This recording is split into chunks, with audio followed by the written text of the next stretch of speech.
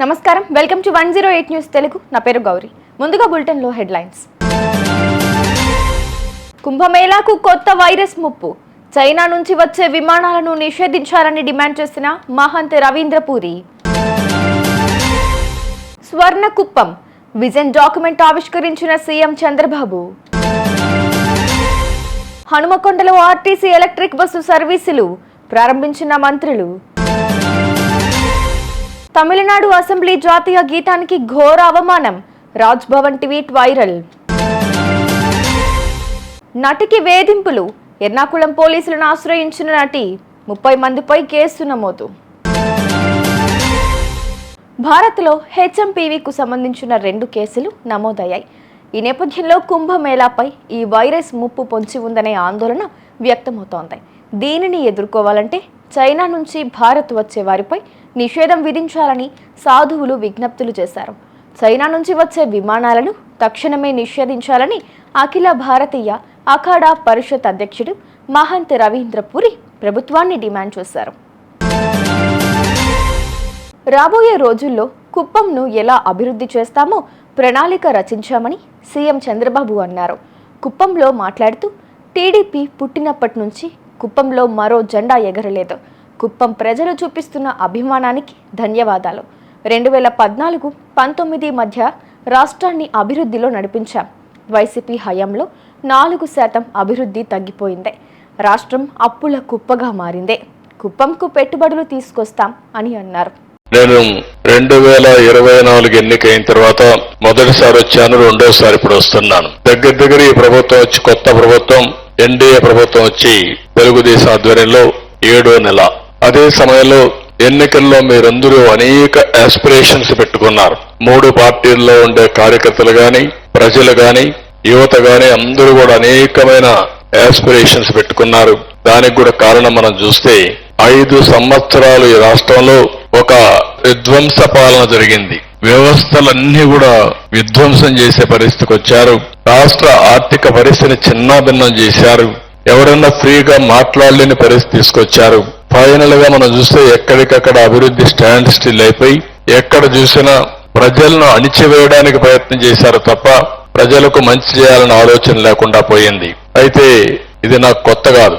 ఈ నియోజకవర్గం నుంచి ఎమ్మెల్యేగా నేను ఎక్కడున్నా కుప్పం ఎమ్మెల్యేని, ఈ నియోజకవర్గం ఎమ్మెల్యేని. ఆ రోజు సమైక్య ఆంధ్రప్రదేశ్ లో కూడా నేను ఎమ్మెల్యేగా ఉండి సుదీర్ఘకాలం 9 సంవత్సరాలు ముఖ్యమంత్రిగా పనిచేశాను. 10 సంవత్సరాలు ప్రతిపక్ష నాయకుడిగా పనిచేశాను సమైక్య ఆంధ్రప్రదేశ్ లోనే. మళ్లీ మొదటి ముఖ్యమంత్రి ఇక్కడ అయ్యాను, రెండోసారి ముఖ్యమంత్రి అయ్యాను, ప్రతిపక్ష నాయకుడిగా పనిచేశాను. అదే సమయంలో మీరు చూస్తే నేను ఎప్పుడు కూడా రాజకీయాలంటే ఆషామాషిగా తీసుకోవడం కాకుండా రాజకీయాల ద్వారా ఒక మంచి పాలసీ తీసుకొస్తే, పబ్లిక్ పాలసీ తీసుకొస్తే ప్రజల చరిత్ర భవిష్యత్తును తిరగరాసే అవకాశం ఉంటుంది. ఈ రోజు ఒక దేశంలో ఒక మంచి నాయకుడు ఉండి, ఒక రాష్ట్రంలో ఒక మంచి నాయకుడు ఉండి, లేకపోతే కుటుంబానికి కూడా ఒక సమర్థవంతమైన నాయకుడు ఉంటే, సమర్థవంతంగా ప్లాన్ చేయగలిగితే ఏదైనా సాధ్యం. అది చేసి నిరూపించిన పార్టీ తెలుగుదేశం పార్టీ అని చెప్పి కూడా నేను మీకు తెలియజేస్తున్నా. హనుమకొండలో ఆర్టీసీ ఎలక్ట్రిక్ బస్సులను ప్రారంభించారు మంత్రులు పొంగులేటి శ్రీనివాసరెడ్డి, పొన్నం ప్రభాకర్, కొండా సురేఖ జెండా ఊపి సర్వీసులను ప్రారంభించారు. అనంతరం మంత్రులు, ప్రజాప్రతినిధులు బస్సులో కొంత దూరం ప్రయాణించారు. ఆర్టీసీ ద్వారా ప్రయాణికులకు మెరుగైన సేవలు అందిస్తున్నట్లు మంత్రులు తెలిపారు. తమిళనాడు అసెంబ్లీలో మరోసారి జాతీయ గీతానికి అవమానం జరిగినట్లు రాజ్ భవన్ తమిళనాడు ట్వీట్ చేసింది. ఆ ట్వీట్లో ఇలా రాసుకొచ్చారు: భారతదేశ రాజ్యాంగం, జాతీయ గీతం మరోసారి ఈరోజు తమిళనాడు అసెంబ్లీకి అవమానమైంది. జాతీయ గీతానికి గౌరవం ఇవ్వడం మన రాజ్యాంగంలో పేర్కొన్న తొలి మౌలిక కర్తవ్యం. గవర్నర్ ప్రసంగం ప్రారంభ, ముగింపులో అన్ని రాష్ట్ర శాసనసభలో జాతీయ గీతం పాడుతారు. అయితే ఈరోజు గవర్నర్ సభకు చేరుకున్నప్పుడు కేవలం తమిళ్ వాగ్నుచి మాత్రమే పాడింది.